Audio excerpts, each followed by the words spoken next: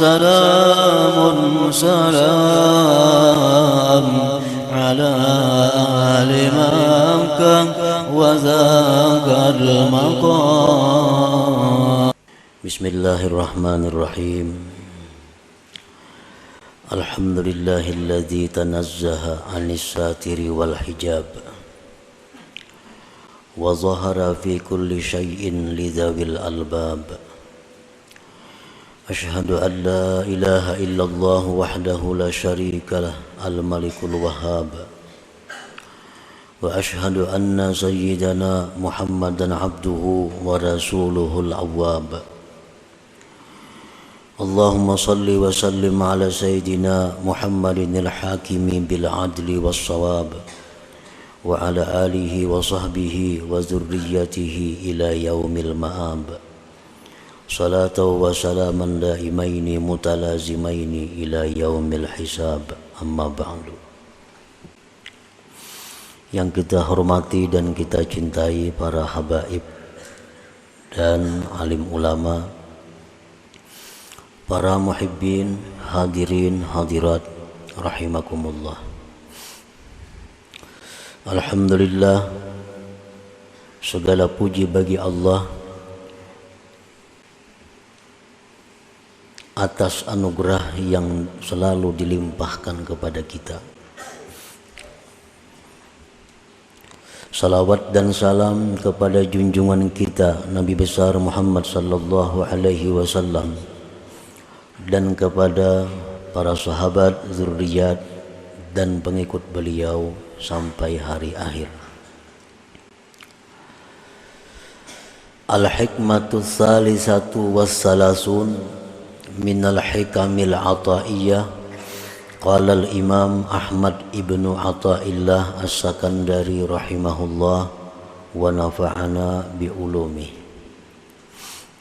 Hikmah yang ke-33 dari Al-Hikam Al-Ataiyah. Berkata Imam Ahmad bin Athaillah As-Sakandari rahimahullah, al-haqqu laisa bimahjubin anka, innamal mahjubu anta anin nazari ilaih. Idh law hajabahu syai'un lasatarahu ma hajabah, walau kana lahu satirun lakana liwujudihi hasirun, wa kullu hasirin li syai'in fahuwa lahu qahir, wa huwal qahiru fauqa ibadi. Yang artinya hikmah ke-33, bermula Tuhan kita Allah subhanahu wa ta'ala, tidaklah dia terdinding daripada engkau. Hanya saja yang terdinding itu adalah engkau daripada memandang kepadanya. Karena jikalau mendinding akan Allah oleh sesuatu, niscaya menutupi akan Allah oleh sesuatu yang mendinding dia.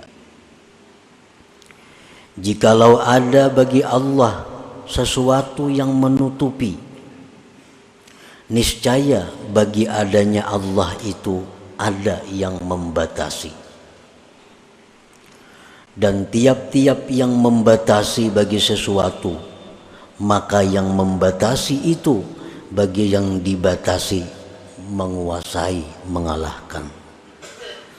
Sedangkan Allah maha mengalahkan di atas hamba-hambanya.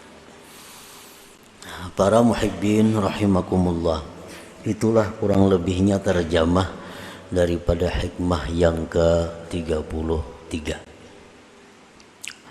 Maksudnya adalah yastahilu fi haqqihi ta'ala al-hijabu fala syai'a yahjubuhu li'annahu akbaru kulli syai' wa azharu kulli syai'.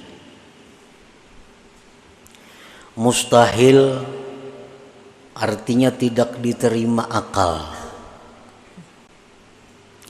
Pada hak Allah Ta'ala itu hijab dinding. Maka tidak ada sesuatu yang bisa mendinding Allah. Kadada nangkawa mendinding Allah. Jadi mustahil Allah Ta'ala itu terdinding oleh sesuatu sehingga tidak bisa dilihat dengan mata hati kita. Kenapa Tuhan Allah Subhanahu wa Ta'ala itu tidak bisa didinding, ditutupi oleh sesuatu? Karena Allah itu paling besar sesuatu dan paling nampak sesuatu.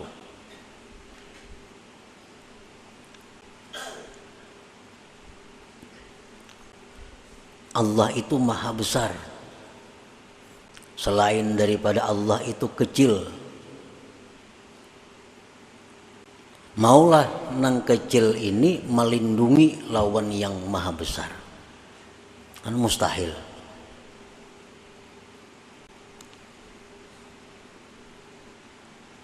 Sesuatu yang nampak, yang jelas, itu kada akan bisa didinding, ditutupi oleh sesuatu yang samar, yang kada jelas. Wa idza lam tarahu wa huwa akbaru wa azharu min kulli syai' fa syai'un fika yahjubuka an musyahadatihi. Apabila mata hati engkau itu tidak melihat Allah, padahal Allah itu paling besar sesuatu, Allah itu paling nampak dari segala sesuatu. Apabila mata hati kita tidak bisa melihatnya, maka berarti ada sesuatu pada engkau yang mendinding engkau daripada menyaksikan Allah Subhanahu wa Ta'ala. Berarti masalah ini pada kita. Allah Ta'ala itu maha nampak, Allah Ta'ala itu maha besar. Dimanapun kita berpaling, di sana Allah. Tetapi kita kadang melihat. Berarti yang punya masalah ini kita. Kita nambah masalah. Mata kita. Orang samun melihat mah baiknya jurang itu. Kita kadang melihat. Berarti kita nang masalah ini.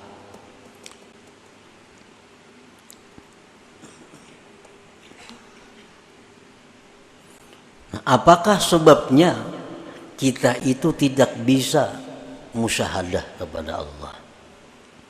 Apa sebabnya kita ini kada bisa ingat lawan Allah? Kadang-kadang kita di hadapan Baitullah, ya tuh kada ingat lawan Allah. Padahal yang di hadapan kita ini adalah Baitullah. Amun di pasar kada ingat karena raminya orang, sibuknya orang. Lalu kita kada ingat lawan Allah. Ini kadang-kadang kita rahatan sembahyang, rahatan membaca kalam Allah Al-Quran, membaca tabarak nih, maghrib, membaca yasin. Kita kada ingat lawan Allah. Ini berarti di dalam diri kita ini ada penyakit, ada sesuatu yang menyebabkan kita kada bisa ingat, kada bisa musyahadah kepada Allah. Nah, wa idza lam tarahu wa huwa akbaru wa azharu min kulli syai' fa syai'un fika yahjubuk an musyahadatihi. Bila mata hati engkau tidak bisa melihat Allah, padahal Allah itu maha besar, Allah itu maha nampak dari tiap-tiap sesuatu, maka ada sesuatu pada diri engkau yang mendinding engkau daripada memandang atau musyahadah kepada Allah. Nah, para muhibbin rahimakumullah, Di dalam sembahyang, berapa kali kita diperintahkan untuk melapazkan Allahu Akbar? Berapa kali? Mulai nang wajib sampai nang sunat. Nah, tujuannya apa? Tujuannya supaya kita ini ingat bahwa yang maha besar itu Allah. Yang perlu diingat itu adalah Allah. Yang perlu ditakuti itu adalah Allah. Yang perlu diharap itu adalah Allah. Begitu kita hendak berdiri, siap menghadap kiblat, kita disuruh Allahu Akbar. Nah, Allah maha besar. Artinya apa? Supaya mulai kita ucap Allahu Akbar itu, nang lain ini hilangan karena halus-halus. Setiap kali kita berhadapan dengan nang besar, ada nang halus-halus, nah halus tuh ada kelihatan lagi. Nah, makanya disuruh Allahu Akbar. Hendak ruku, supaya ruku kita ini bujur-bujur kepada Allah. Jangan sampai di dalam ruku itu ada hati kita selain Allah. Disuruh pulang kita Allahu Akbar, hanya ruku. Nah, jadi ini merupakan peringatan-peringatan tanbihat agar kita selalu memandang, selalu mengingat yang memang berhak untuk diingat. Karena itu yang maha besar, yang maha nampak.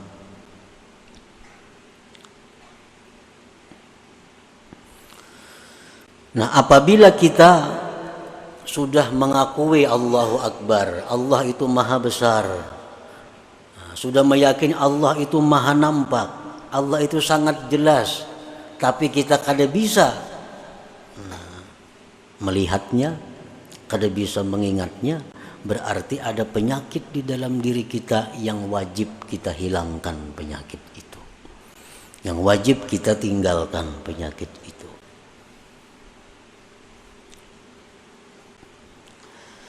Nah, apa penyakitnya sehingga kita ini kada bisa musyahadah lawan Allah?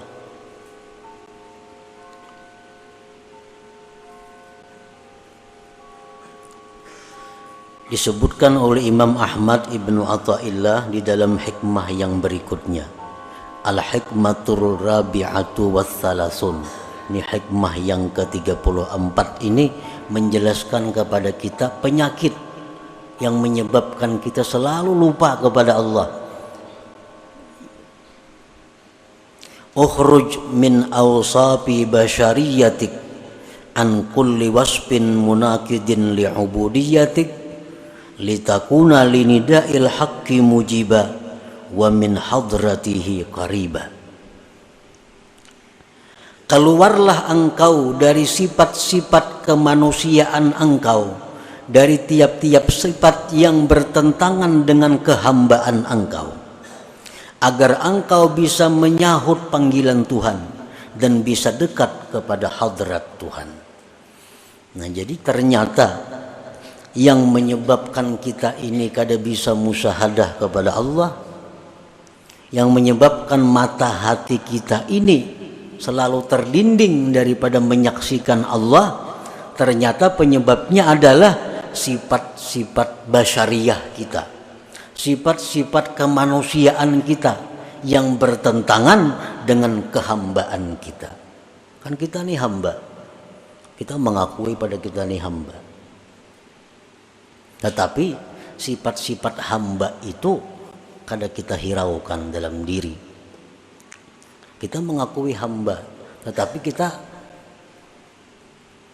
kada memperhatikan apa sebenarnya yang dilakukan seorang hamba itu.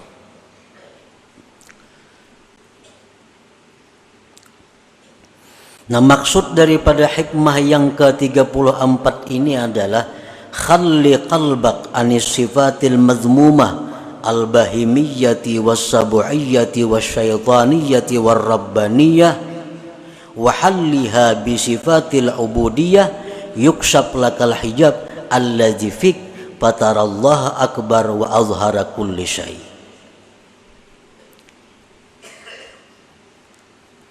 bersihkan hati engkau dari sifat yang tercela, baik sifat kebinatangan, sifat kebuasan, sifat syaitan, sifat ketuhanan yang ada dalam hati kita itu mesti dihilangkan, karena itu yang menghalangi kita daripada musyahadah. Itu yang menyebabkan kita ini lupa kepada Allah. Lupa kepada Allah. Padahal kita berada di tempat yang semestinya Allah sangat jelas. Dan perhiasilah hati itu dengan sifat-sifat kehambaan. Niscaya dibukakan bagi engkau dinding yang ada pada engkau, sehingga engkau bisa melihat Allah itu maha besar, Allah itu maha nampak daripada segala sesuatu. Jadi hijabnya ini, dindingnya ini pada diri kita. Selama hijab itu kada kita hilangkan dari diri kita, apapun ilmu yang kita pelajari tetap kada akan bisa musyahadah kepada Allah. Tetap kada akan bisa khusyuk dalam menjalankan ibadah selama kita masih bersifat dengan sifat-sifat yang tercela itu. Ini masih ada hubungannya dengan hikmah yang ke-32 minggu dahulu. Ini telah disebutkan pada minggu dahulu bahwa yang utama bagi engkau itu adalah menghilangkan keaiban diri engkau. Itu yang utama. Amalan-amalan nang pacang bakaramat, amalan-amalan nang pacang sugih, amalan-amalan nang pacang dihormati orang, kada usah digawi kalau masih kita punya sifat-sifat yang tercela. Amalan hendak masuk surga kada usah dibaca. Kalau masih ada pada diri kita sifat yang tercela, cari amalan yang bisa menghilangkan sifat tercela itu.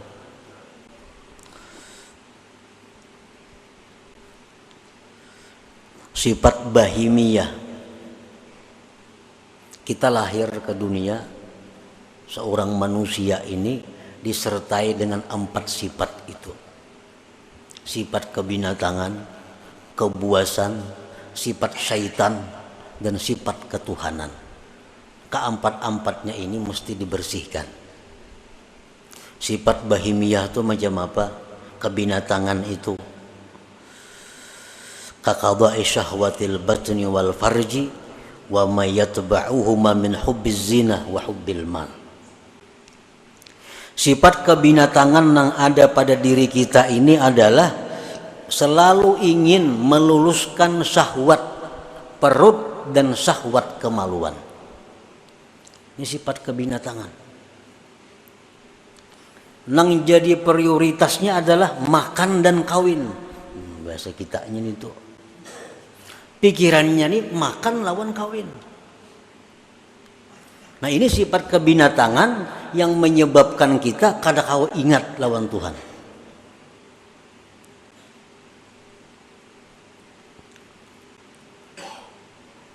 Dan sifat yang mengikuti makan dan kawin. Kenapa namanya mengikuti?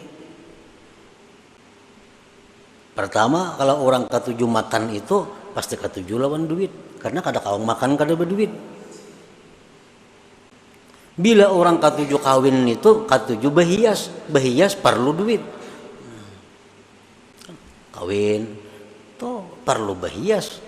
Nukar baju nang hanyar, nukar ini, nukar itu, beraksi supaya dilirik orang, supaya diketujui orang, berhias, berdandan, biaya mahal. Nah perlu kepada duit. Nah sifat itu nang maulah kita ini kada kawa bujur di dalam ibadah kita. Rahatan sambahyang nang dipikirkan, mbah ini kan aku makan apa? Narahatan sembahyang. Imbas sembahyang nih. Ini mbak sembahyang ini kasaruan kayaknya nih. Napa kayak iwaknya di saruan nih? Dalam sembahyang dikirakan iwak di saruan ini napa? Nah, ini sifat kebinatangan. Nah itu nang kita bujurakan. Jadi amun ada amalan-amalan nang supaya hilang, nang supaya bersih kita dari sifat kebinatangan, itu amalan nang perlu kita amalkan. Misalnya ada amalan bila kita baca ini kita akan bisa mengendalikan nafsu kita. Nah itu amalan yang paling bagus dibaca. Kada usah minta amalan yang ilmu laduni, kada usah. Kada usah minta amalan supaya doa mustajab, kada usah. Kada usah minta amalan supaya rezeki datang, kada usah. Selama dalam diri kita ada sifat yang tercela. Sifat kebuasan, kal ghadab seperti marah. Marah tuh buas. Sedikit-sedikit sari, sedikit-sedikit sari. Nah orang nang penyarikan ini terdinding juga, kada akan bisa musyahadah kepada Allah. Kal ghadab wa adamir ra'fati war rahmah, ketiadaan sayang kepada makhluk Allah, itu sifat kebuasan. Sifat syaitaniyah, kal hasadi seperti dengki. Dengki ini sifat syaitan. Syaitan sangat dengki kepada kita karena kita ini adalah manusia yang diberi Allah macam-macam keistimewaan. Dan ingin selalu berusaha menghilangkan keistimewaan yang ada pada diri kita itu. Apalagi sifat syaitan itu idmarisu, menyembunyikan kejahatan di dalam dirinya. Syaitan tuh pikirannya supaya orang tuh ke neraka itu aja. Nah, jadi pikiran syaitan itu supaya orang tuh tak masuk neraka, supaya orang itu maksiat. Nah kalau dalam diri kita ini ada pikiran supaya orang itu kalah daripada kita, supaya orang itu rugi kita nang untung, supaya orang itu sakit kita nang nyaman. Nah selama pikiran itu ada pada diri kita, berarti kita ini ada sifat syaitan. Sifat syaitan. Dan itu mendinding kita daripada ingat kepada Allah. Wasifatur rabbaniyah, sifat ketuhanan itu apa? Sifat ketuhanan itu kal isti'la, seperti hendak berkuasa. Orang ini ketujuh hendak jadi ketua aja gawiannya. Bila kada jadi ketua, ini mundur. Kita berkumpulan di kampung nih. Ini hendak jadi ketua, diulah wakil, ini mundur. Ini sifat ketuhanan. Tuhan itu menguasai. Apalagi sifat ketuhanan hubbul madah wassana. Orang ini ketujuh dipuji, diambung. Nah, bila dipuji, bila diambung, wah, sanang banainya. Minum gini biriakannya. Hubbus sana. Bila dalam diri kita ini ada sifat macam itu, suka dipuji orang, apalagi mencari-cari pujian. Nah, itu sudah. Nah, jadi itu pendinding-pendinding kita nang maulah kita ini kusut beribadah kada kawalawas, datang pendudian bulik pendahuluan, datang pendudian bulik belakalakas pendahuluan. Ini kan apa? Karena ada sifat-sifat yang tercela ini dalam hati. Mungkin kita berhilang ke rumah orang umpamanya. Bilang ke rumah orang, ampun rumah kada mau menghadapi, ampun rumah kada mau menghadapi, apalagi nyurungi banyu kada mau, menghadapi aja kada mau. Pasti pikiran kita napa? Nak lakas bulik kayak gitu, nak lakas bulik aja, napa orangnya kada menghadapi, banyunya kada ada keluar. Nah kayak itu juga kita beribadat di majelis taklim di masjid. Kalau Allah itu berpaling dengan kita, nak lakas tu bulik. Kenapa? Ini ampunnya kada menghadapi. Nah, tapi kalau orang-orang yang dihadapi Allah, apalagi di tempat ibadah itu dijamu oleh Allah, nah, semalaman tahan duduk. Nah, karena orang ini dihadapi Allah, dijamu oleh Allah, artinya bisa menyaksikan mata hatinya kepada Allah Subhanahu wa taala.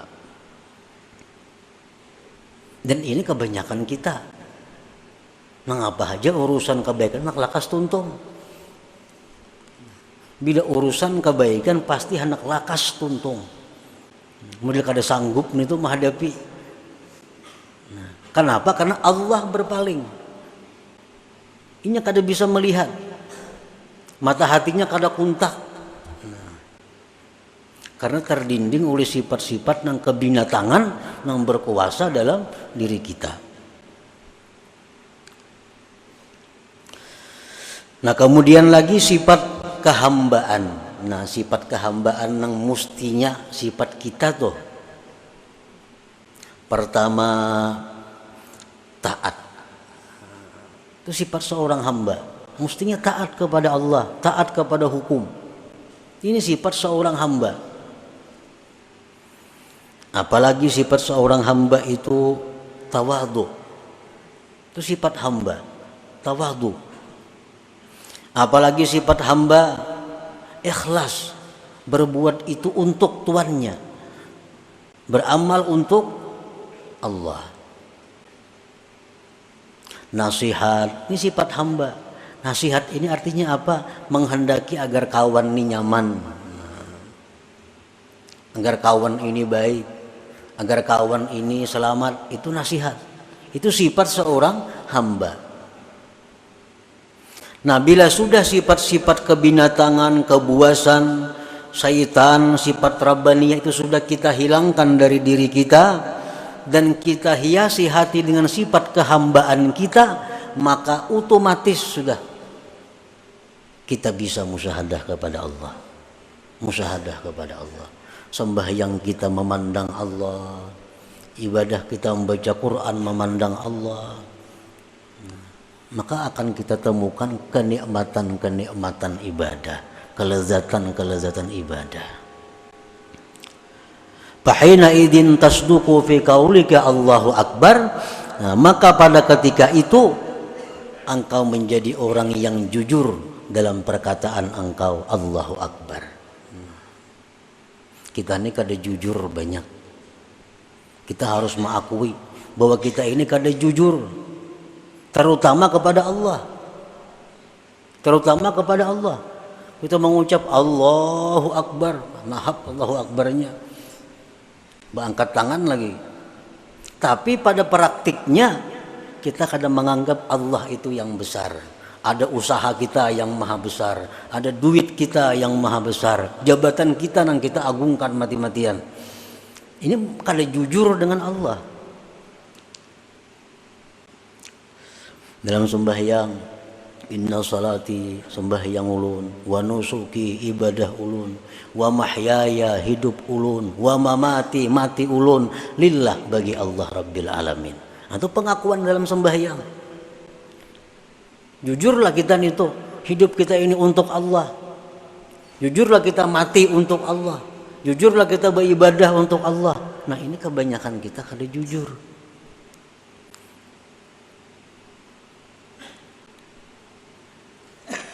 Nah, jadi istighfar, permintaan ampun kita kepada Allah itu yang utama adalah kita minta ampun kepada Allah atas ketidakjujuran kita kepada Allah itu.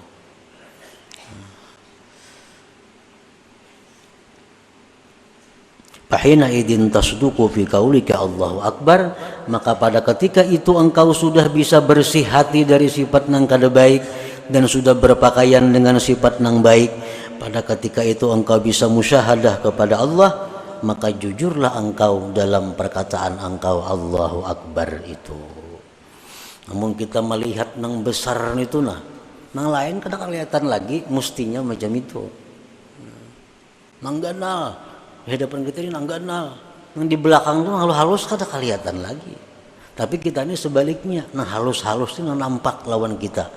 Nang hina-hina, nang binasa ini nang nampak lawan kita. sedangkan yang maha besar sebenarnya terdinding daripada kita. Nah, para muhibbin rahimakumullah. Jadi itu yang perlu kita usahakan, yang perlu kita pikirkan, jangan ditunda-tunda. Kaina-kaina jangan, kayak apa caranya supaya kita bisa bujur dalam ibadah kita. Kita supaya beribadah kepada Allah itu u'budillah ka'annaka tarah. Beribadahlah kepada Allah seolah-olah engkau itu melihat kepada Allah. Nah, kita kalau disuruh beribadah melihat Allah Ta'ala. Nah, karena di dalam hati kita banyak penghalang, banyak pendinding. Kalau Allahnya nampak, Allahnya jelas, tapi kitanya yang punya masalah. Nah, jadi tugas kita adalah mempelajari ilmu kayak apa cara supaya bisa demikian, mencari amaliyah kayak apa supaya bisa jadi demikian. Itulah pekerjaan yang paling afdal yang kita kerjakan pada saat kita dipenuhi dengan sifat-sifat yang tercela itu.